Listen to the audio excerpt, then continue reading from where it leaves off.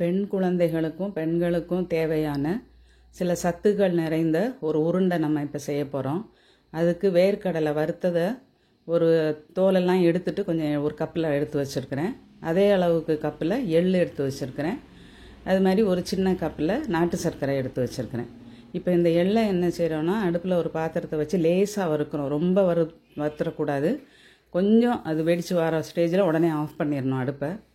இப்போ இந்த நிலக்கடலையை ஒரு மிக்சர் ஜாரில் மாற்றிக்கிட்டு அதை நல்லா பவுடர் பண்ணி எடுத்துக்க போகிறோம். நம்ம இந்த அளவுக்கு பவுடர் ஆகி வந்துடும்.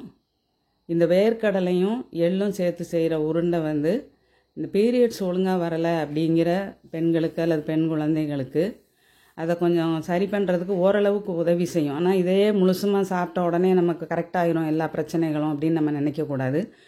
அதிக பிரச்சனைகள் இருக்கிறவங்க கண்டிப்பாக டாக்டரை போய் பார்க்கணும். மேலும் சத்துக்கள் நிறைந்த சாப்பாடுகளையும் சேர்த்து சாப்பிடணும்.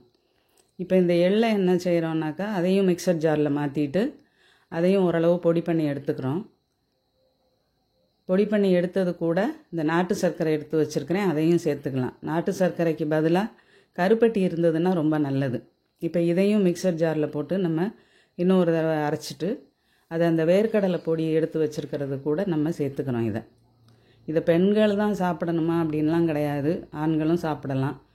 ஏன்னா இதில் நிறைய சத்துக்கள் இருக்குது. என்னென்ன சத்துக்கள் அப்படிங்கிறத அந்தந்த எக்ஸ்பர்ட்ஸை சொல்கிறத கேட்டு நம்ம தெரிஞ்சுக்கலாம்.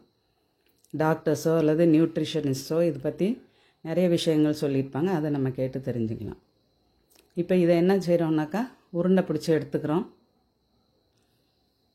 இந்த மாதிரி ஒரு எலுமிச்சம்பழ சைஸுக்கு உருண்டை பிடிச்சி வச்சுக்கிட்டு தினமும் ஒரு உருண்டை இந்த பிள்ளைங்க சாப்பிட்டுக்கிட்டே வந்தாங்கன்னாக்கா, மற்ற உணவோடு சேர்த்து அதையும் சாப்பிடணும். இந்த உருண்டையும் தினமும் ஒன்று சாப்பிட்டா நல்லது. கருப்பாக இருக்கிறதையெல்லாம் ஒதுக்கணும் அப்படின்னு நினைக்கக்கூடாது.